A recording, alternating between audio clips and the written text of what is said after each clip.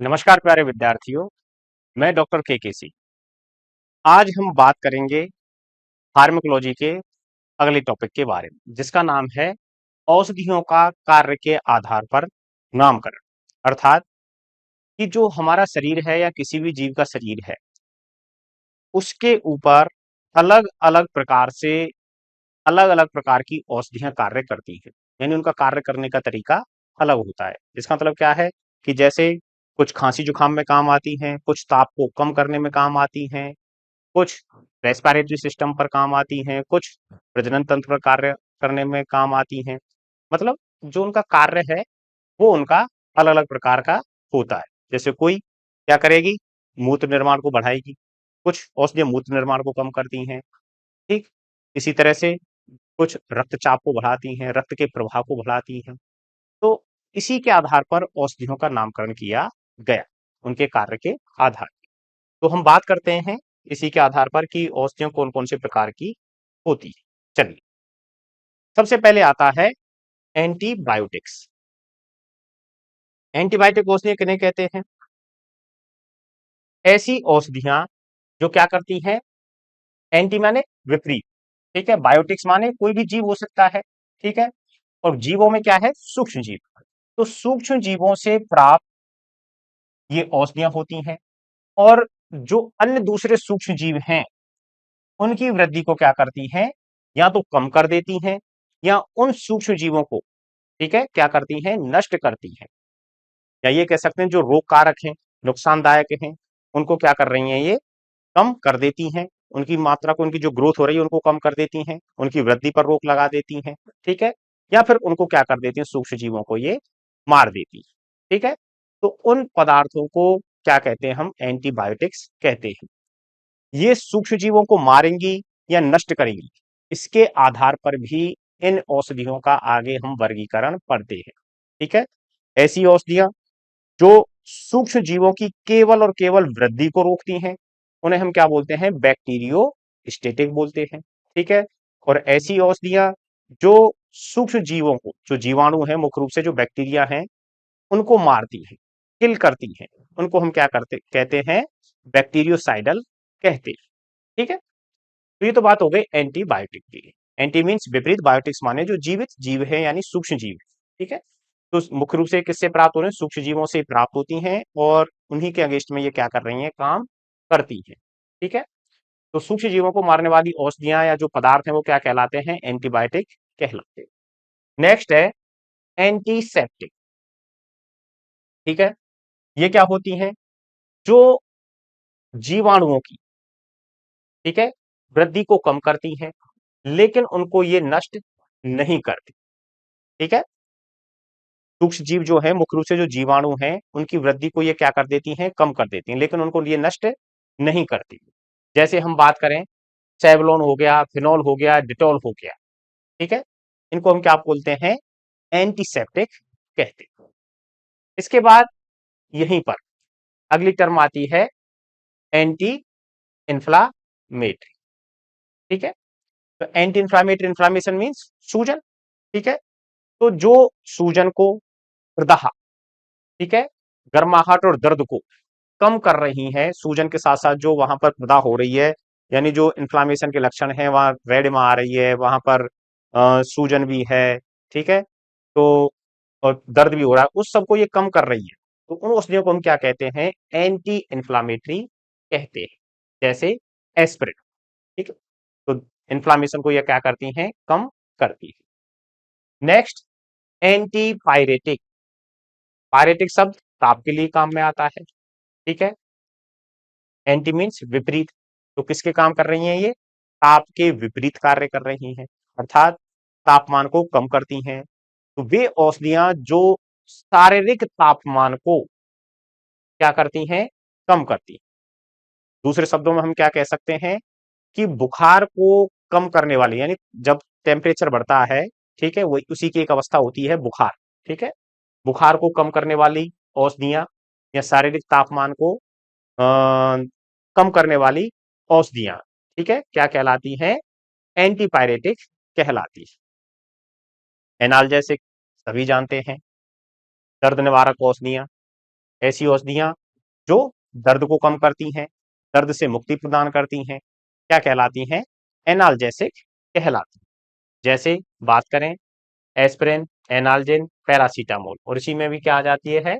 Paracetamol आ जाता है।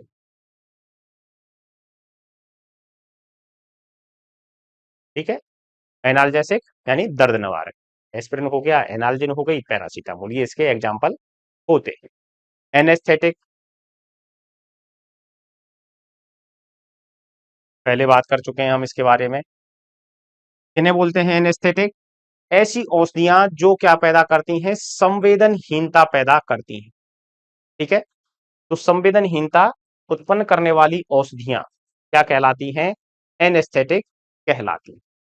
ठीक है, जिनमें लिग्नोकेन, ईथर, क्लोरोफॉर्म आदि आती है। ठीक, इसके अलग अलग प्रकार होते हैं, जैसे एनेस्थेटिक के भाई रीजनल एनेस्थेसिया, जनरल एनेस्थेसिया, ठीक, लोकल एनेस्थेसिया, वो एक आगे की बात है। तो सिंपल, जो संवेदनहीनता उत्पन्न करती हैं, अर्थात संवेदनहीनता से क्या मतलब है कि हमें कोई शरीर का कोई भाग है, ठीक है, हमें हर प्रकार की ठंडा ठंडे की, गर्म की, दर्द की, ये सभी क्या है? संवेदना हमें त्वचा से मिलती हैं, हमारे अंगों से मिलती हैं, ज्ञानेंद्रियों से मिलती हैं। तो इन्हीं संवेदनाओं को शरीर तक, जो हमारा मस्तिष्क है, उस तक पहुंचने से क्या करती हैं? ये रोकती हैं। तो यहां पर क्या है कि जो त्वचा में क्या पैदा कर देंगे? संवेदनहीनता पैदा कर देती है। ठीक है, तो उसकी वजह से हमें किसी प्रकार की संवेदना का ज्ञान नहीं होता है। तो उसी को हम क्या बोलते हैं? एनेस्थेसिया कहते हैं, और ऐसी औषधियों को हम क्या बोलते हैं? एनेस्थेटिक कहते हैं। नेक्स्ट है एरोमेटिक्स। एरोमेटिक क्या होते हैं? कैसे पदार्थों को बोलते हैं हम एरोमेटिक? एरोमेटिक कहते हैं हम सुगंधित वाष्पशील तेल। ठीक है, ऐसे तेलीय पदार्थ जो कैसे हैं? सुगंधित हैं, जिनमें से अच्छी स्मेल आती है, और साथ में कैसे हैं? वाष्पशील। वाष्पशील से मतलब है कि जो वायु के संपर्क में या खुले में संपर्क में आने पर, वातावरण के संपर्क में आने पर कैसे हो जाते हैं? वेपराइज हो जाते हैं, वाष्पीकृत हो जाते हैं। ठीक है, उनको क्या बोलते हैं? वाष्पशील। तो सुगंधित भी होते हैं, वाष्पशील भी होते हैं। ठीक है, और स्वाद में या चखने में कैसे होंगे? ये तीखे। तो इनको हम क्या बोलते हैं? एरोमेटिक्स कहते हैं, जिनमें सुगंधित आती है, और इनका जो काम है वो क्या है? किस तरह से कार्य करते हैं? ये इक्टोमैचिक की तरह कार्य करते हैं। ठीक है, और जैसे क्या हो गई? इलायची हो गई, सौंफ हो गई, अदरक हो गई। ठीक, यानी भूख को बढ़ाने में ये क्या करते हैं? सहायता करते हैं। ठीक, सुगंधित वाष्पशील जो तेल हैं, जो वातावरण के संपर्क में आने पर क्या हो जाते हैं? वाष्पीकृत हो जाते हैं। ठीक है, तो इलायची हो गई, सौंफ हो गई, अदरक हो गई, ये वो सब इसी के अंतर्गत आ जाते हैं। ठीक, चलिए आगे बात करते हैं। अगला है ब्रोंकोडाइलेटर। ब्रोंको जो शब्द है किसके लिए यूज कर रहे हैं हम? मुख्य रूप से श्वास नली के लिए यूज कर रहे हैं हम। ठीक है, और डायलेटर, डायलेट माने क्या होता है? चौड़ा होना।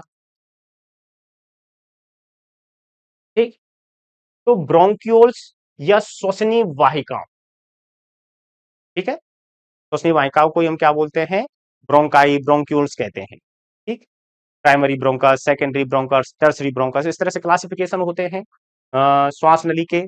ठीक है, तो ब्रोंक्यूल्स या श्वसनीय वाहिकाओं के व्यास को बढ़ाने वाली औषधियां, डायलेट माने चौड़ा करने वाली औषधि।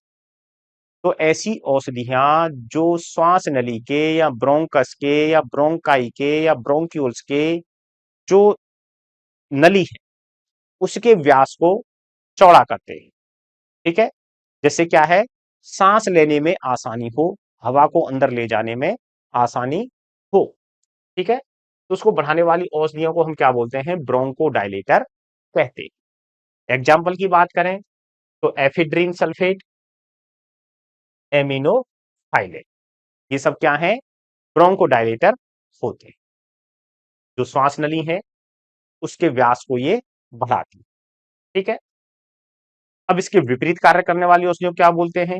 ब्रोंको शब्द आ जाएगा, और दूसरा हो जाएगा कॉन्स्ट्रिक्टर, यानी सकरा करने वाली। ऐसी औषधियां जो श्वास नली के व्यास को क्या करती हैं, सकरा करती हैं। क्या कहलाती हैं, ब्रोंको कंस्ट्रिक्टर कहलाती हैं। ठीक है, श्वसन मार्ग के व्यास को या श्वास नली के व्यास को क्या कर रही हैं, सकरा करती हैं, घटाती हैं। क्या कहलाती हैं, ब्रोंको कंस्ट्रिक्टर कहलाती हैं, और जो व्यास को बढ़ाती हैं उनको हम ब्रोंकोडायलेटर कहते हैं। ठीक, पाइलोकार्पिन इसका एग्जाम्पल होता है। ठीक, नेक्स्ट इसी तरह से, ये तो ब्रोंकस की बात हो गई, श्वास नली की बात हो गई। अगला है वैसो डायलेटर और वैसो कंस्ट्रिक्टर। वैसो बोलते हैं हम वाहिकाओं, वेसल्स को, और वाहिकाएं अपनी रक्त वाहिकाएं। ठीक है, धमनी या सिरा। ठीक, तो रक्त वाहिकाएं, वैसो शब्द हम जो मुख्य रूप से किसके लिए यूज कर रहे हैं, रक्त वाहिकाओं के लिए। और डायलेटर मीन्स चौड़ा करना, और कंस्ट्रिक्टर मीन्स सकरा करना। तो वैसोडायलेटर हम किन्हें कहेंगे, ऐसी औषधियां जो रक्त वाहिनियों के व्यास को डायलेट करती हैं। डायलेट का मतलब हो गया यानी बढ़ा रही है। और वैसोकंस्ट्रिक्टर, ऐसी औषधियां जो रक्त वाहिनियों के व्यास को क्या कर रही है, कंस्ट्रिक्टर यानी सकरा कर रही है। ठीक है, तो रक्त वाहिनियों के व्यास को बढ़ाने वाली औषधियां क्या कहलाती हैं, वैसोडायलेटर कहलाती हैं। ठीक है, और वैसोकंस्ट्रिक्टर रक्त वाहिनियों के व्यास को घटाने वाली औषधियां। अब देखो, अब इनका रोल क्या रहेगा यहां पर, यदि किसी रक्त वाहिनी का व्यास कम से ज्यादा हो गया, ठीक है, तो क्या होगा, रक्त दाब जो है, जो रक्त इस सक्रिय व्यास में बह रहा था वो अधिक दाब के साथ बह रहा होता है। जब इसी का व्यास बढ़ा देते हैं तो रक्त प्रवाह क्या हो जाता है, धीमा हो जाता है। तो इसकी भित्ति पर या दीवार पर जो लगने वाला दाब है वो क्या हो जाता है, यहां पर तो ज्यादा है, और जब इसका व्यास बढ़ गया तो इसकी दीवार पर पड़ने वाला जो दाब है, जिसे हम क्या बोल रहे हैं, रक्त दाब। तो व्यास बढ़ने पर रक्तदाब क्या हो जाता है, कम हो जाता है। तो इसका मतलब यह हुआ कि जब किसी व्यक्ति का या जीव का बीपी हाई हो जाता है, रक्तदाब अधिक हो जाता है, ठीक है, ब्लड प्रेशर बढ़ जाता है, तो तब हम वैसोडायलेटर औषधियां काम में लेते हैं। और जब किसी व्यक्ति का जो रक्तदाब है वो कम होता है, तो रक्तदाब को बढ़ाने के लिए हम कौन सी औषधियां काम में लेते हैं, वैसो कंस्ट्रिक्टर औषधियां काम में लेते हैं, जो क्या कर रही हैं, रक्त वाहिकाओं के व्यास को कम करती है, जिससे कि प्रॉपर रक्तदाब बनाया जा सके। ठीक, तो वैसोडायलेटर औषधियों की हम बात करें तो क्लोरोप्रोमाजीन और एमाइल नाइट्रेट। ठीक है, तो ये औषधियां होती हैं अलग अलग, क्लोरोप्रोमाजीन और एमाइल नाइट्रेट। और वैसो कंस्ट्रिक्टर की हम बात करें तो इसमें epinephrine, caffeine, digitalis, adrenal, ephedrine, एम्फिटामाइन, ये सब औषधियां कैसी हैं, जो वैसो कंस्ट्रिक्टर का कार्य करती हैं, बीपी को बढ़ाने वाली औषधियां होती है। ठीक है, तो किस तरह से बढ़ाती हैं ये, जो रक्त वाहिनी है उसके व्यास को कम करके रक्तदाब को बढ़ाती है। ठीक, तो ये तो बात हो गई Bronco dilator, Bronco constrictor, vaso dilator और वैसो कंस्ट्रिक्टर के बारे। इसी तरह से है सेरेब्रल स्टिमुलेटेंट। ठीक है, सेरेब्रल स्टिमुलेंट, सेरेब्रल मींस यानी जो मस्तिष्क हो गया, ठीक है, सेरेब्रम हो गया, और स्टिमुलेंट यानी उत्तेजित करना। तो जो मस्तिष्क को, सेरेब्रम की क्रियाशीलता जो है उसको बढ़ाती है, सेरेब्रम की क्रियाशीलता को बढ़ाती है। ठीक है, वो क्या कहलाती है, सेरेब्रल स्टिमुलेंट कहलाती है। सेरेब्रम की क्रियाशीलता को क्या कर रही है, बढ़ाने वाली औषधियां। जैसे भाई हमको नींद आ रही, पढ़ते पढ़ते नींद आ रही है, तो दिमाग अपना काम करना कम कर देता है, सोचने समझने की शक्ति, हम पढ़ तो रहे हैं बहुत सारा लेकिन उस पर प्रॉपर ध्यान नहीं है, याद नहीं हो रहा है। ठीक है, तो दिमाग को सक्रिय करने के लिए क्या करते हैं भाई, या तो कॉफी पियेंगे या चाय पियेंगे। ठीक है, तो उसी तरह से चाय, कॉफी, बेलोडोना, ये किसका काम करते हैं, सेरेब्रल स्टिमुलेंट का काम करते हैं, यानी ऐसा लगता है कि ताजगी आ गई। ठीक है, मस्तिष्क एकदम एक्टिव हो गया। तो ये क्या कहलाते हैं, यानी कुल मिलाकर के ये ब्लड सप्लाई को बढ़ा करके क्या करते हैं, जो मस्तिष्क है उसको एक्टिव करते हैं, सेरेब्रम को एक्टिव करते हैं, उसकी क्रियाशीलता को बढ़ा देते हैं। ठीक है, तो ऐसी औषधियां जो सेरेब्रम की क्रियाशीलता को बढ़ाती हैं क्या कहलाती हैं? सेरेब्रल स्टिमुलेंट कहलाती हैं।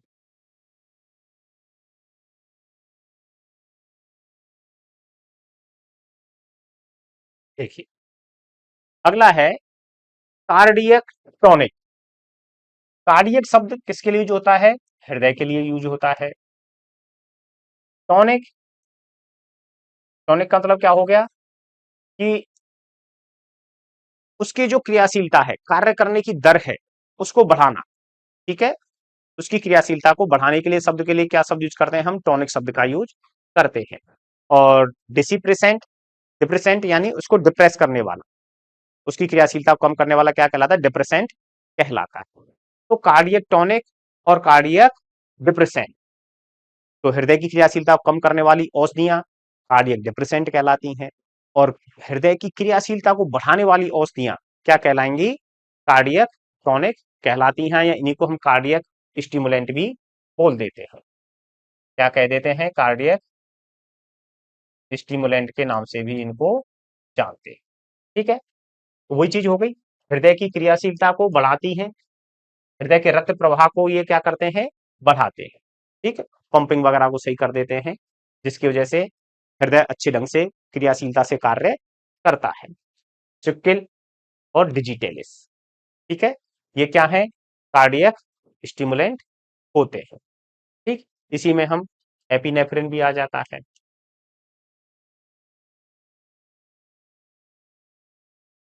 तो हृदय की क्रियाशीलता को बढ़ाने वाली औषधियां होती हैं, और हृदय की क्रियाशीलता को कम करने वाली औषधियां क्या कहलाती हैं? कार्डियक डिप्रेसेंट कहलाती हैं, जैसे एकोनाइट हो गया और प्रोकेनेमाइड हो गया।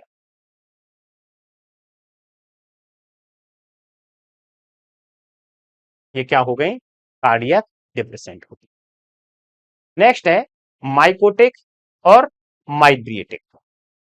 ये दोनों शब्द आंख से संबंधित हैं। ठीक है, आंख की पुतली का संकुचन कराने वाली औषधियां, ठीक है, माइकोटिक कहलाती हैं, और माइड्रिएटिक जो आंख की पुतली या तारे के व्यास को बढ़ाने वाली औषधियां, पुतली जो है, ठीक है, उसके व्यास को बढ़ाने वाली औषधियां क्या कहलाती हैं? माइड्रेटिक कहलाती है। और उसका जो पुतली का संकुचन करवाती हैं, ठीक है, प्यूपिल का, वो क्या कहला रही है? माइकोटिक कहलाती है। ठीक, अब माइकोटिक औषधियां कौन सी हैं? पाइलोकार्पिन होती है। ठीक, और आंख की पुतली को चौड़ा करने वाली औषधियां एट्रोपिन होती है। ठीक है, तो माइकोटिक और माइड्रेटिक। माइकोटिक, जैसे अगर याद भी नहीं रहे तो माइकोटिक छोटा है तो ये पुतली को छोटा करेगी, माइग्रेटिक बड़ा है तो यानी पुतली को जो व्यास है उसको क्या करेगी? ये बढ़ाएगी। ठीक है, माइकोटिक छोटा है साइज में, नंबर ऑफ वर्ड्स में, और माइग्रेटिक बड़ा है। ठीक, माइकोटिक क्या करेगी? पुतली का संकुचन करेगी, और माइग्रेटिक पुतली को क्या करेगी? चौड़ा करेगी। पाइलोकार्पिन और एट्रोपिन इनके एग्जाम्पल होते हैं। नेक्स्ट है डाईयूरेटिक। डाईयूरेटिक किन्हें बोलते हैं? मूत्र निर्माण को बढ़ाने वाली औषधियों को क्या कहा जाता है? डायूरेटिक कहते हैं। ठीक है, जब कभी भी मतलब यूरिनेशन कम हो रहा हो, मूत्र निर्माण कम हो रहा हो, ठीक है, सूजन वगैरह ज्यादा हो गई हो, ठीक है, सबक्यूटेनियस स्वेलिंग आ गई हो, तो उस कंडीशन में क्या किया जाता है? डायूरेटिक औषधियां दी जाती है, जिससे कि पानी शरीर से बाहर ज्यादा निकले। तो इसके एग्जाम्पल की बात करें कि कौन कौन सी औषधियों को देने पर डायूरेटिक का कार्य करती हैं। पोटेशियम नाइट्रेट, जिसमें हम कलमी सीरा या कलमी सोरा के नाम से भी इसको जानते हैं। ठीक है, कैलोमल, मैनीटॉल, स्पाइरोलेक्टेन, सोडियम लैक्टेट। ठीक है, ये क्या कहलाती हैं? सभी डायूरेटिक औषधियां होती हैं।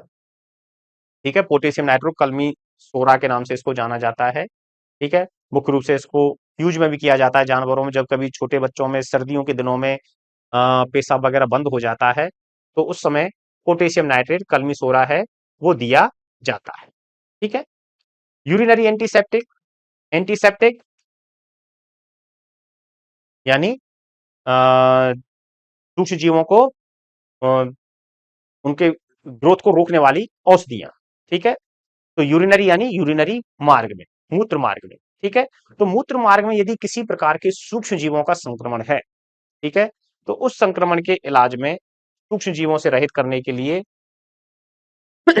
जिन औषधियों का उपयोग किया जाता है वो क्या कहलाती हैं?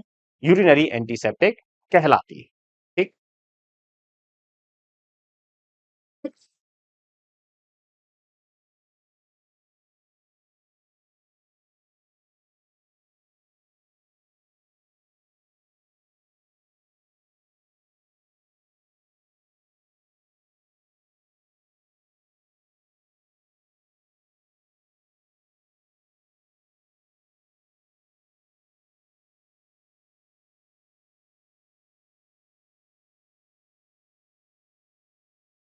देखिए, हिमेटेनिक, हिमेटेनिक शब्द किनके लिए यूज किया जाएगा?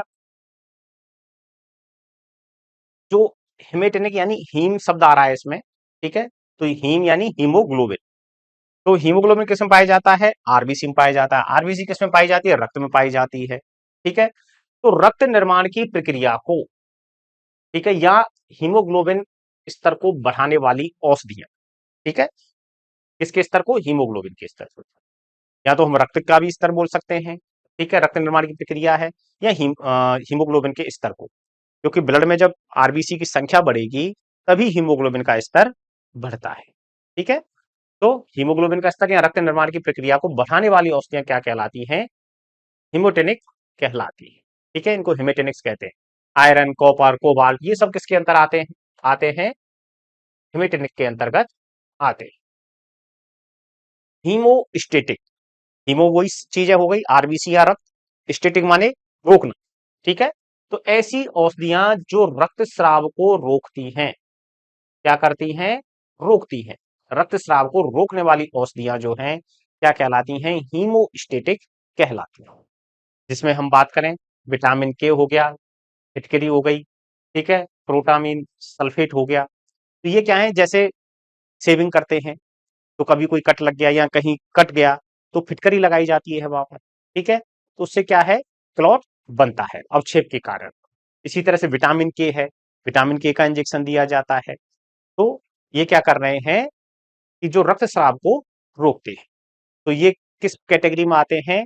हीमोस्टेटिक औषधियों की कैटेगरी में ये आते हैं। तो ऐसी औषधियां जो रक्तस्राव को रोकती हैं क्या कहलाती हैं? हीमोस्टेटिक कहलाती है। नेक्स्ट है एंटीकोगुलेंट। कोगुलेशन, कोगुलेशन का मतलब होता है जमना। ठीक है, कोगुलेट होना या जमना। एंटी मीन्स विपरीत। तो रक्त क्या है कि यदि रक्त को, रक्त प्रवाह जैसे ही बाह्य वायुमंडल के संपर्क में आता है तो यह, इसकी आरबीसी क्लम्प करने लगती है, या ये क्या है कि जमने लगता है, इसका थक्का बनने लगता है। तो इसका थक्का ना बने, इसके लिए कुछ विशेष पदार्थों का उपयोग किया जाता है, और ऐसे पदार्थ जो रक्त का थक्का बनने से रोकते हैं, रक्त का थक्का जमने से या बनने से रोकते हैं, तो वो पदार्थ या क्या कहलाते हैं? एंटीकोगुलेंट कहलाते हैं। ठीक है, रक्त का थक्का बनने से रोकने वाली औषधियां क्या कहलाती हैं? एंटीकोगुलेंट कहलाती है।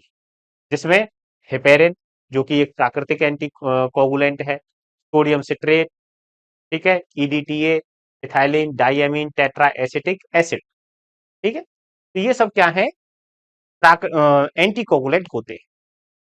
जब कभी भी हमें ब्लड को किसी टेस्ट के लिए लेना हो, ठीक है, तो हमें क्या है कि वहां एक पाउडर मिलाया जाता है टेस्ट ट्यूब में, तो वो क्या है? एंटीकोगुलेंट ही होता है।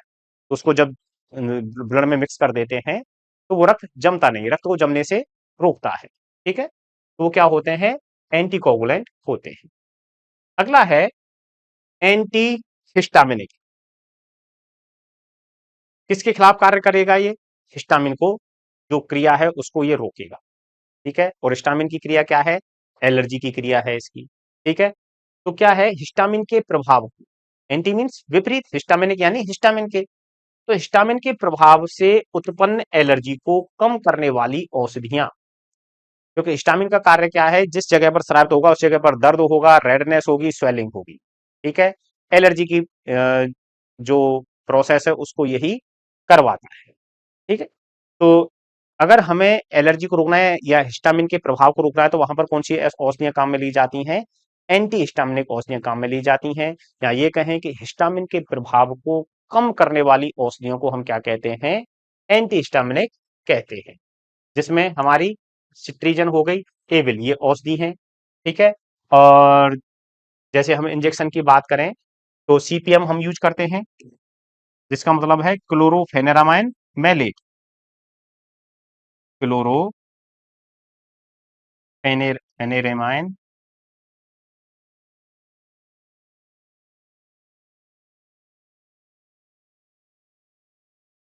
मैलेट, या फिर फेनेरामाइन मैलेट। ठीक है, तो ये औषधियां होती हैं, ये कैसी हैं? एंटी हिस्टामिनिक होती है। नेक्स्ट हम बात करें डाइफोरेटिक्स किन्हें कहते हैं? पसीने के स्राव को घटाने वाली औषधियों को, जो पसीना है उसके स्राव को जो घटाने वाली औषधियां हैं वो क्या कहलाती हैं? डाइफोरेटिक कहलाती है। ठीक है, जैसे जो भी डीओ वगैरह परफ्यूम जो होते हैं, ये सब क्या है भाई? पसीने के स्राव को कम करते हैं, तभी तो बदबू को ये कम करते हैं। तो ये सब क्या, किस प्रकार के होते हैं? डाइफोरेटिक प्रकार के होते हैं। नेक्स्ट है एन हाइड्रोटिक्स। ये क्या होते हैं? एन हाइड्रोटिक्स क्या होंगे? पसीने के स्राव को, ये तो डाइफोरेटिक्स क्या होगा, रक्तस्राव, सॉरी, पसीने के स्राव को बढ़ाने वाली डाइफोरेटिक्स, और एनहाइड्रोटिक्स पसीने के स्राव को घटाने वाली औषधियां। ठीक है, पसीने के स्राव को कम करने वाली औषधियों को हम क्या बोल रहे हैं? एनहाइड्रोटिक्स बोल रहे हैं। और डाइफोरेटिक्स किनको बोल रहे हैं हम? जो पसीने के स्राव को बढ़ाती है। ठीक, अगला है, देखो, परगेटिव। इसके कुछ आगे क्लासिफिकेशन है, परगेटिव कहें चाहे दस्तावर कहें या हम रेचक कहें। मूल रूप से इनका जो काम है वो क्या है? मल को शरीर से बाहर निकालना। अब मल को शरीर से बाहर निकालने के आधार पर इनको अलग अलग कैटेगराइज हम कर देते हैं। किस तरह से? पहला है सिंपल परगेटिव। इसमें जो मल है उसको बिना ऐंठन के, यानी जो आते हैं इंटेस्टाइन में, किसी भी प्रकार की मरोड़ या ऐंठन महसूस नहीं होती। ठीक है, और मल को बाहर निकाला जाता है, जिसमें हम किसका उपयोग कर सकते हैं? मैग्नीशियम सल्फेट का यूज कर सकते हैं। ठीक है, ये तो हो गया कि या तो ज्यादा पानी पियो, गर्म पानी पियो, और बिना किसी ऐंठन के जो मल है, ठीक है, वो आसानी से फूल करके बाहर निकले आएगा। दूसरा है ड्रास्टिक परगेटिव। ठीक है, ड्रास्टिक परगेटिव क्या होता है? इसमें जो पदार्थ हम दे रहे हैं, ठीक है, उसकी वजह से आंतों में मूवमेंट बढ़ जाता है, उसके जो पेरास्टाल्टिक मूवमेंट हैं वो बढ़ जाते हैं, और आंतों में ऐंठन होती है, हल्का सा पेन महसूस होता है। ठीक है, तो ऐंठन युक्त जो दस्त हैं, दस्त का मतलब हो गया जैसे मल बाहर आ गया। ठीक है, तो आंतों की गतिशीलता बढ़ जाती है, तो उसको, उन पदार्थों को हम क्या बोलते हैं? ड्रास्टिक परगेटिव कहते हैं। ठीक है, जो आंतों में ऐंठन युक्त मूवमेंट करते हैं। इसके एग्जाम्पल की बात करें, पोडोफाइलम हो गया, बेरियम क्लोराइड। तीसरा है मधुरेचक, मधुविरेचक या लग्जेटिव। ये किस तरह से निकालते हैं? जो मल है, इंटेस्टाइन के अंदर जो मल जमा है, उसके चारों तरफ एक चिकनी लेयर बनाते हैं। ठीक है, जिससे वो हाथों में जो सिंपल मूवमेंट होगा उससे फिसलन महसूस होगी, और वो मल जो है, शुष्क जो मल है, वो आसानी से शरीर से बाहर निकल जाता है। ठीक है, तो ये जो मल को चिकना करके शरीर से बाहर निकालते हैं, जैसे पैराफिन और ईसब, ये किसके अंतर्गत आते हैं? मधुविरेचक या लग्जेटिव के अंदर शामिल किए जाते हैं। ठीक है, तो इसमें हमने बात की, पहला डाइफोरेटिक्स, पसीने के स्राव को बढ़ाने वाली औषधियां। एनहाइड्रोटिक्स, पसीने के स्राव को कम करने वाली औषधियां। परगेटिव और दस्तावर, इसके तीन प्रकार हो गए। सिंपल परगेटिव, किसी भी प्रकार का जो इंटेस्टाइन है उनमें मूवमेंट ना तो तेज होता है, सिंपल मूवमेंट होता है। ठीक है, और बिना किसी ऐंठन के आंतों से मल जो है बाहर निकलता है। दूसरा है ड्रास्टिक परगेटिव, आंतों के अंदर ऐंठन होती है, मूवमेंट तेज हो जाते हैं, पेरिस्टल्टिक मूवमेंट तेज हो जाते हैं, हल्का सा पेन महसूस होता है, ठीक है, और मल बाहर आता है। मधुविरेचक, जिसमें जो मल है उसको चिकना करके शरीर से बाहर निकाला जाता है, जिसके एग्जाम्पल हैं पैराफिन और ईसबगोल।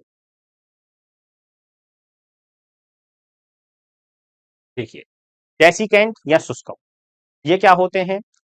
डेसिकेंट और शुष्कम किन्हें कहते हैं? ऐसे पदार्थ या ऐसे औषधीय पदार्थ जो घावों को, जो कोई भी घाव है या वुंड है उसके ऊपर क्या है कि जब वो हील होता है तो उस समय वहां पर कुछ ओजिंग होती है लिक्विड की, ठीक है। तो यदि उस ओजिंग को या जो भी वहां पर तरल पदार्थ या गील जो भी स्राव है आया है, यदि वो वहां पर लगातार बना रहेगा तो घाव हील होने में समय लेता है। तो ऐसे औषधीय पदार्थ या ऐसे पाउडर जो घाव को शुष्क बनाते हैं, ठीक है, या जो घाव के स्रावों को सोखने का काम करते हैं, क्या कहलाते हैं? शुष्कम या डेसिकेंट कहलाते हैं। जैसे घावों पर जिंक ऑक्साइड या बोरिक एसिड लगाने की सलाह दी जाती है, जिससे कि वहां पर यदि कोई स्राव बाहर निकल भी रहा है तो एब्जॉर्ब हो जाए और घाव जल्दी से जल्दी ठीक, ठीक है। तो घाव के जो स्राव हैं उनको सूखने वाली औषधियां क्या कहलाती हैं? शुष्कम या डेसिकेंट कहलाती है। नेक्स्ट है कास्टिक या दाहक। दाहक से मैं ये थोड़ा पता चल रहा है हमें कि यह जलाने वाली है, ठीक है। दाहक यानी जैसे दहा, जैसे दाह संस्कार होता है, ठीक है, जलाना, तो उसी से बना है दाहक। तो दाहक यानी शरीर को जलाने वाली औषधियां, ठीक है। तो शरीर के संपर्क में आने पर कौन सी औषधियां हैं? जब ये शरीर के संपर्क में आती हैं तो ऊतकों को नष्ट करती हैं, या ये कहें कि ऊतकों को ये जला करके नष्ट करती हैं या जला देती हैं। तो उन औषधियों को हम क्या बोलते हैं? कास्टिक या दाहक कहते हैं, ठीक है। जैसे कि जो पोटेशियम परमेनेट होता है, ठीक है, लाल दवा है, कास्टिक प्रकार की नेचर होती है उसकी, दाहक प्रकार की नेचर होती है, ठीक है। अगला है स्तंभक या कसाय या एस्ट्रीजेंट, ठीक है। एस्ट्रीजेंट किन्हें कहते हैं? मुख्य रूप से जो एस्ट्रीजेंट है उनका काम क्या है कि स्रावों को कम करना। किसी भी प्रकार का स्राव है, चाहे वो शरीर के ऊपर है या शरीर के अंदर है, ठीक है, त्वचा पर यूज किए जाते हैं या ये आंतों के लिए यूज किए जाते हैं, पाचन तंत्र में यूज में लिए जाते हैं, ठीक है। उनके स्रावों को कम करने वाली औषधियां क्या कहलाती हैं? एस्ट्रीजेंट कहलाती हैं। देखो, श्लेष्मा कला, रक्तवाहिनी, ऊतकों में संकुचन करके स्रावों को कम करती है, ठीक है। तो जैसे हम बात करें, यदि हम इंटेस्टाइन में जब कभी ज्यादा दस्त वगैरह हो जाते हैं, ठीक है, तो उस समय इनका उपयोग किया जाता है, ठीक, क्योंकि वहां पर आंतरीय स्राव ज्यादा होते हैं। तो आंतरीय स्राव जो हो रहे हैं, तो जिन भी ग्रंथियों से हो रहे हैं उनको क्या किया जाता है? वहां पर संकुचित किया जाता है, ठीक है, जिससे उनका स्राव कम से कम हो। आंतरीय भित्ति में जो भी ग्रंथियां हैं उनको क्या कर दिया जाता है? संकुचित कर दिया जाता है, ठीक है। उसकी जो रक्तवाहिनी या ऊतक है उनको क्या कर दिया जाता है? संकुचित कर दिया जाता है, जिससे कि उसका स्राव कम से कम हो, ठीक। तो उनको हम क्या बोलते हैं? एस्ट्रीजेंट कहते हैं। इसी प्रकार से इनको हम बाह्य त्वचा पर भी उपयोग में ले सकते हैं, ठीक। तो उनको हम क्या बोल रहे हैं? एस्ट्रीजेंट कह रहे हैं। एग्जाम्पल की बात करें, केओलिन और टैनिक एसिड, इनका उपयोग हम एस्ट्रीजेंट के रूप में करते हैं। और त्वचा पर जब इनको एस्ट्रीजेंट के रूप में औषधियों को कुछ को काम में लिया जाता है, जैसे सोडियम बाइकार्बोनेट, इसको त्वचा पर सोडियम बाइकार्बोनेट को एस्ट्रीजेंट के रूप में काम में लिया जाता है। नेक्स्ट है गैलेक्टोगोक। गैलेक्टोगोक और एंटी गैलेक्टोगोक दुग्ध उत्पादन को बढ़ाने वाली औषधि, ठीक है। जो दुग्ध स्राव हो रहा है या दुग्ध उत्पादन जो हो रहा है उसको बढ़ाने वाली, दूध की मात्रा को बढ़ाने वाली औषधियां क्या कहलाती हैं? गैलेक्टोगोक कहलाती हैं। और दुग्ध उत्पादन को घटाने वाली औषधियां एंटी गैलेक्टोगोक कहलाती हैं। गैलेक्टोगोक में बात करें हम, ऑक्सीटोसिन, शतावरी, थाइरोक्सिन, पाइलोकार्पिन, ठीक है, दुग्ध उत्पादन को बढ़ाने वाली औषधियां हैं। और दुग्ध उत्पादन को कम करने वाली औषधियों में टेनिन और एलम यानी फिटकरी, यदि हम फिटकरी को जानवर को दे देंगे तो क्या होगा? उससे दुग्ध उत्पादन पर असर आता है। ठीक है, तो गैलेक्टोगोग दूध उत्पादन को बढ़ाने वाली औषधियां, एंटी गैलेक्टोगोग दूध उत्पादन को कम करने वाली औषधि, एस्ट्रीजेन आंतरीय स्रावों को या किसी प्रकार के स्रावों को, ऊतकीय स्रावों को कम करने वाली औषधियां क्या कहलाती हैं? एस्ट्रीजेंट कहलाती हैं। ठीक, कास्टिक यानी दाहक, त्वचा या ऊतकों को जलाने वाली औषधियां कास्टिक कहलाती हैं। और डेसिकेन किसी भी घाव में या कोई भी जो घाव है उसके स्रावों को सूखने वाली औषधियां क्या कहलाती हैं? डेसिकेंट कहलाती हैं। अगला है डिओडोरेंट। डिओडोरेंट किन्हें बोलते हैं? गंध बदबू को दूर करने वाली औषधियां, जिसके लिए हम डीओ का उपयोग करते हैं। ठीक है, डीओ क्या करते हैं? एक तो वहां पर पसीने के स्राव को कम करता है, पसीने को नहीं आने देता है, और दूसरा बदबू को दूर करता है। ठीक है, तो गंध या बदबू को दूर करने वाली औषधियां क्या कहलाती हैं? डिओडोरेंट कहलाती है, जैसे क्योलिन, चारकोल और स्टार्च। ठीक है, स्टार्च का उपयोग जैसे जब कभी भी रिटेंशन ऑफ प्लेसेंटा में जेर को बाहर निकालने के लिए हम करते हैं। कैसे कि यदि जेर निकालते समय हाथों में किसी प्रकार की बदबू हो जाती है तो स्टार्च से हाथों को धोया जाता है, जिससे कि वहां की बदबू दूर हो जाए। ठीक है, तो स्टार्च का उपयोग डिओडोरेंट के रूप में किया जाता है। ठीक, एंथेलमेंटिक। ठीक है, एंथेलमेटिक्स क्या कहलाती हैं? पाचन तंत्र में उपस्थित परजीवियों को मारने वाली औषधियां, पाचन तंत्र में उपस्थित जितनी भी परजीवी हैं, ठीक है, जो पेट के परजीवी हैं, उनको जो मारने वाली औषधियां हैं उनको हम क्या बोलते हैं? एंथेलमेटिक बोलते हैं। जैसे कॉपर सल्फेट हो गया, फिनोथाइजीन हो गया, कार्बन टेट्राक्लोराइड हो गया, फेनमेंडाजोल, एल्बेंडाजोल। ठीक है, ये सब किसके अंतर्गत आती हैं? एंथेलमेटिक्स के अंतर्गत आती है। ठीक, एक्वोलिक्स और टोकोलाइटिक दोनों ही गर्भाशयी पेशियों पर काम करने वाली औषधियां हैं। एक्वोलिक्स और टोकोलाइटिक, एक्वोलिक्स और टोकोलाइटिक दोनों ही किस पर कार्य करती हैं? गर्भाशय की पेशियों पर कार्य करती हैं। गर्भाशयी पेशियों में संकुचन कराने वाली औषधि एक्वोलिक्स कहलाती हैं, और गर्भाशयी पेशियों में शिथिलन कराने वाली औषधि टोकोलाइटिक कहलाती है। ठीक है, तो अर्गट पाउडर और ऑक्सीटोसिन क्या करती हैं? गर्भाशय की पेशियों में कॉन्ट्रैक्शन करवाती है, और कॉन्ट्रैक्शन को कम करने वाली औषधियों में टर्ब्यूटालाइन, ठीक है, ये किसके अंतर्गत आती हैं? टोकोलाइटिक्स के अंतर्गत आती है। ठीक है, इसके अलावा जैसे प्रोजेस्टेरोन भी किसके अंतर्गत आ जाता है? टोकोलाइटिक के अंतर्गत आता है। यानी जब प्रेगनेंसी होगी तो प्रोजेस्टेरोन क्या काम करता है? प्रेगनेंसी को आगे बनाए रखने का काम करता है। ठीक है, गर्भाशयी पेशियों में संकुचन को ये रोकता है। ठीक है, तो हम इसको किसके अंतर्गत रख सकते हैं? टोकोलाइटिक के अंतर्गत रख सकते हैं। अगला है इमेटिक्स और एंटीमेटिक्स। उल्टी कराने वाली औषधि, ठीक है, वॉमिटिंग कराने वाली औषधियों को हम क्या बोलते हैं? इमेटिक्स कहते हैं। टार्टर इमेटिक, एपोमॉर्फिन, कैसी हैं ये? इमेटिक्स प्रकार की औषधि हैं। एंटीमेटिक, उल्टी को रोकने वाली औषधियां, वॉमिटिंग ना हो। ठीक है, जिसमें डोमपेरिडोन, क्लोरोप्रोमाजीन, मॉर्फिन किसके अंतर्गत आती हैं? एंटी इमेटिक के अंतर्गत इनको शामिल किया जाता है। ठीक है, इमेटिक उल्टी कराने वाली औषधियां और एंटीमेटिक यानी उल्टी को रोकने वाली औषधियां। नेक्स्ट है बिटर या तिक्त, इसे कहेंगे वनस्पति से प्राप्त। ये किससे प्राप्त होते हैं? वनस्पति से प्राप्त होते हैं। स्वाद में कैसे होते हैं? ये कड़वे होते हैं, और भूख को बढ़ाने वाली ये औषधियां होती है। ठीक है, स्वाद में कैसे होते हैं? कड़वे होते हैं, लेकिन वनस्पति से प्राप्त होते हैं। लेकिन साथ साथ भूख को बढ़ाने वाली औषधियां होती हैं, यानी पाचकता को ये बढ़ाती हैं। हींग हो गया, सिनकोना होगा और चिरायता, ये सब कैसी होती हैं? बिटर्स के अंतर्गत शामिल किए जाते हैं। देखिए, हिप्नोटिक, सेडेटिव, नार्कोटिक, यूथनेसिया, इनके बारे में हम ऑलरेडी पहले बात कर चुके हैं। लेकिन हिप्नोटिक की अवस्था कौन सी होती है? अर्ध निद्रा की अवस्था, ठीक है, क्या कहलाती है? हिप्नोसिस कहलाती है। या ये कहें कृत्रिम रूप से पैदा की गई अर्धनिद्रा की अवस्था क्या कहलाती है? हिप्नोसिस कहलाती है। या ऐसी अवस्थाएं क्या कहलाती हैं? हिप्नोटिक कहलाती है। सेडेटिव किन्हें कहेंगे हम? नींद लाए बिना उत्तेजना कम करने वाली औषधियां। देखो, हिप्नोटिक और नार्कोटिक दोनों में तो नींद लाई जाती है, दोनों में क्या आती है? नींद आती है।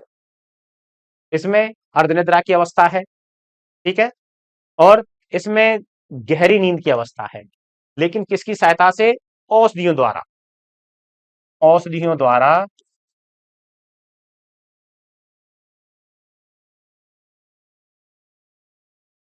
लाई गई या पैदा की गई गहरी नींद की अवस्था। और ये कैसी है? हिप्नोटिक अर्धनिद्रा की अवस्था है। सेडेटिव क्या है? नींद लाए बिना उत्तेजना कम करने वाली अवस्था। यानी इसमें हम जानवर को सुला नहीं रहे, ठीक है, लेकिन फिर भी हम क्या कर रहे हैं? उसको, उत्तेजना को उसको कम कर रहे हैं, ठीक है। जैसे सेडेटिव दिए जाते हैं, किसके लिए दिए जाते हैं?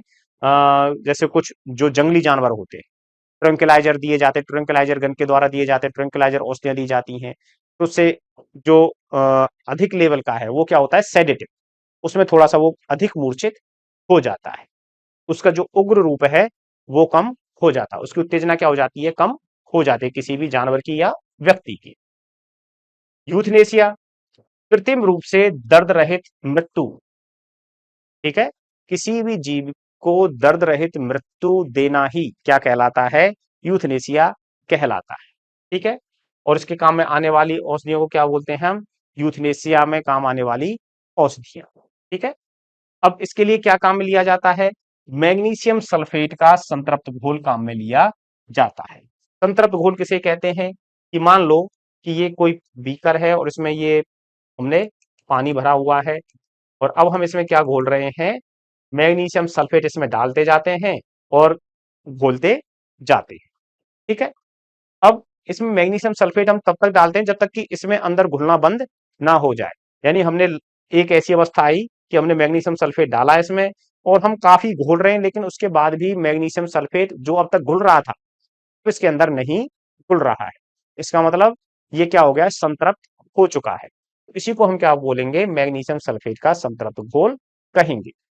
इस घोल को किसी भी जीव को जब हम आईवी इंट्रावीनस रूट से प्रवेश कराते हैं तो उस जीव की क्या हो जाती है? मृत्यु हो जाती है, ठीक है। अब इस तरह की मृत्यु कब दी जाती है? जब किसी जानवर को असाध्य रोग हो जाए।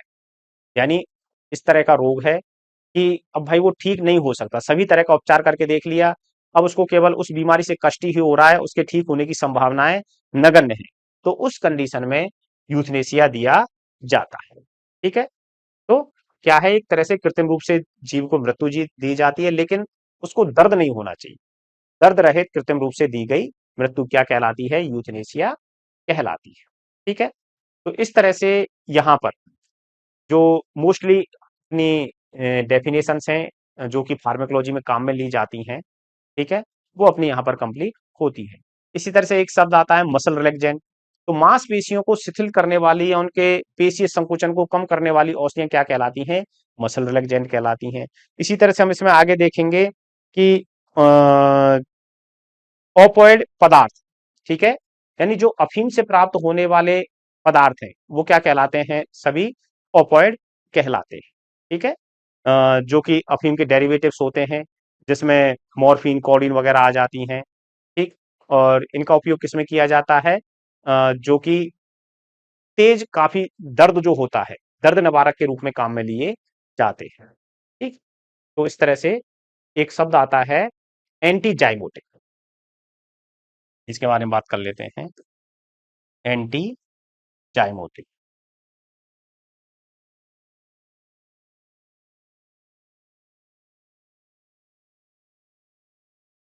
एंटी जाइमोटिक किन्हें कहते हैं? ऐसी औषधियां जो किण्वन को कम करती है। चलो इसको एक अलग उसमें ले लेते हैं।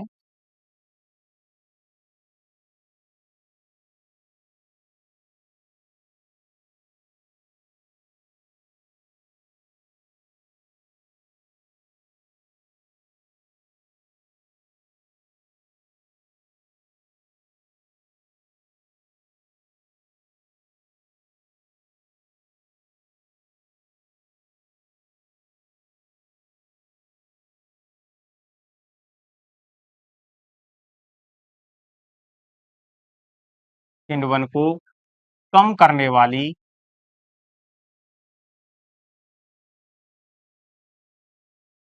औषधियां, ठीक है, क्या कहलाती हैं? एंटीजाइमोटिक औषधियां कहलाती हैं। ठीक है, अब जो ये किण्वन हो रहा है कहां पर हो रहा है? रूमन के अंदर। ठीक है, रूमन के अंदर जो किण्वन हो रहा है, ठीक है, सूक्ष्म जीवीय जो पाचन हो रहा है, जिसकी वजह से वहां पर क्या बन रही है? गैस बनती है। इस किण्वन की वजह से क्या होगी? गैस अधिक बनती है, और उसकी वजह से अधिक बनेगी तो क्या हो जाएगा? अफरा हो जाएगा।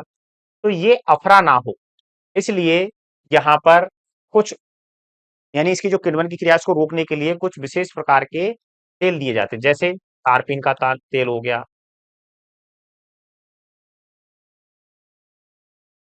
सरसों का तेल,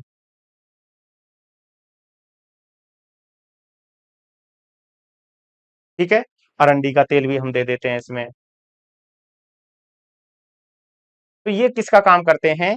वहां पर जो गैस बन रही है उसको कम कर देते हैं, किण्वन की क्रिया को कम कर देते हैं। किण्वन की क्रिया कम होगी तो गैस फॉर्मेशन भी कम हो जाता है। तो ऐसी औषधियों को हम क्या बोलते हैं?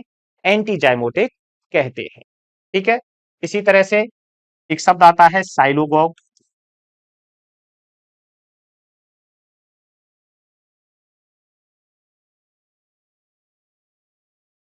लार स्राव को बढ़ाने वाली औषधियां, लार स्राव को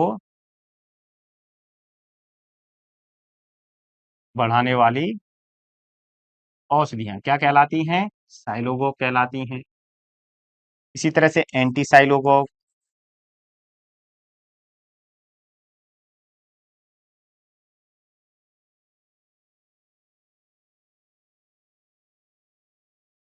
लार स्राव कम करने वाली औषधियां क्या कहलाएंगी? एंटी साइलोगोग कहलाएंगी।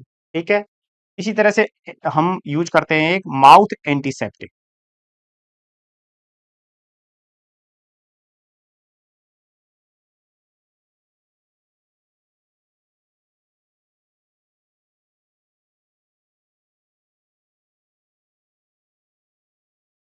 एंटीसेप्टिक का मतलब क्या है? कि सूक्ष्म जीवों की वृद्धि को रोकने वाली औषधियां। ठीक है, सूक्ष्म जीवों को, उसको पूर्ण रूप से नहीं मारती, 100% नहीं मारती, लेकिन उसके कुछ संख्या हद तक मारती हैं और उनकी संख्या को कम करती हैं। ठीक है, तो ऐसी औषधियां जो मुख में, माउथ यानी मुंह के अंदर जो सूक्ष्म जीव हैं उनको मारने वाली औषधियां क्या कहलाएंगी? माउथ एंटीसेप्टिक कहलाती हैं। कुछ विशेष प्रकार के घोल बनाते हैं, ठीक है, तो उनको हम क्या बोलते हैं? माउथ एंटीसेप्टिक बोलते हैं। इसी तरह से देखो, दो शब्द काम में लिए जाते हैं, हम पहले भी बात कर चुके हैं इसके बारे में। एक होता है एंटीसेप्टिक,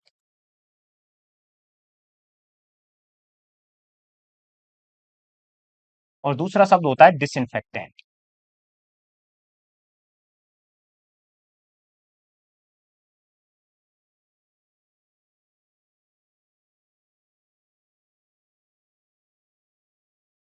ये भी क्या करती, एंटीसेप्टिक किन्हें बोलेंगे?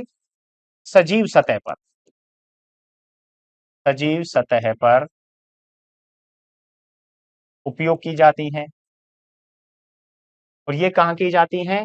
निर्जीव सतह पर, निर्जीव सतह पर। और ये क्या करती हैं? सूक्ष्म जीवों की वृद्धि को रोकती हैं।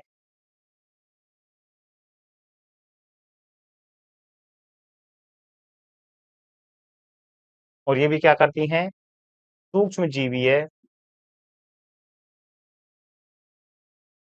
वृद्धि को रोकती हैं या कम करती हैं। तो एंटीसेप्टिक जो है सजीव या जीवित ऊतकों पर काम में ली जाती हैं, जबकि डिसइंफेक्टेंट निर्जीव सतह पर, फर्श पर, टेबल पर, लकड़ी पर या कहीं भी वहां पर सूक्ष्म जीवों की वृद्धि को रोकने के लिए काम में ली जाती है।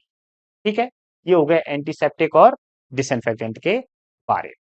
ठीक है, अब यहीं पर एक शब्द काम में लेते हैं, हम एक डेफिनेशन काम में लेते हैं, एनेमा।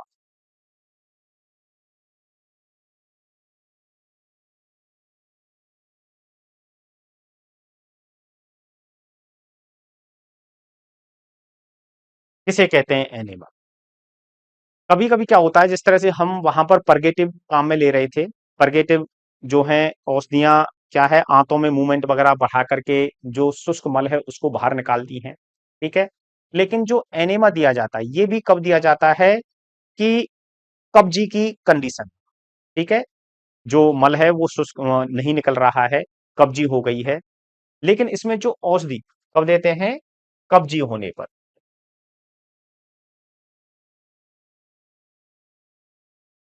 पर दिया जाता है। उसको तो हम मुंह के रास्ते दे रहे थे परगेटिव वगैरह को, ठीक है। लेकिन जो एनेमा दिया जाता है वह कहां से दिया जाता है, गुदा मार्ग से दिया जाता है, गुदा मार्ग द्वारा दिया जाता है।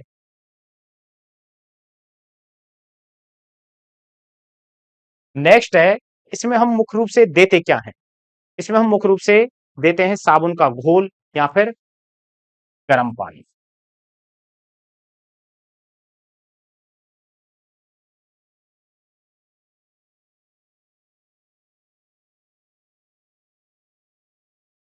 ठीक है। रेक्टम के द्वारा साबुन के घोल को, गर्म पानी को या द्रव पैराफिन को एनिमा के रूप में काम में लिया जाता है। ठीक है। कब्जी कंडीशन, जो शुष्क मल है जो रेक्टम में गुदामार जो फंसा हुआ है वो बाहर निकाला जाता है, थोड़ा अंदर इंटेस्टाइन में रुका हुआ। ठीक है। तो इस तरह से यहां पर अपनी लगभग लगभग सभी डेफिनेशन हम यहां पर कंप्लीट कर चुके हैं। ठीक है। तो आज के लिए इतना ही, तब तक के लिए नमस्कार, थैंक यू।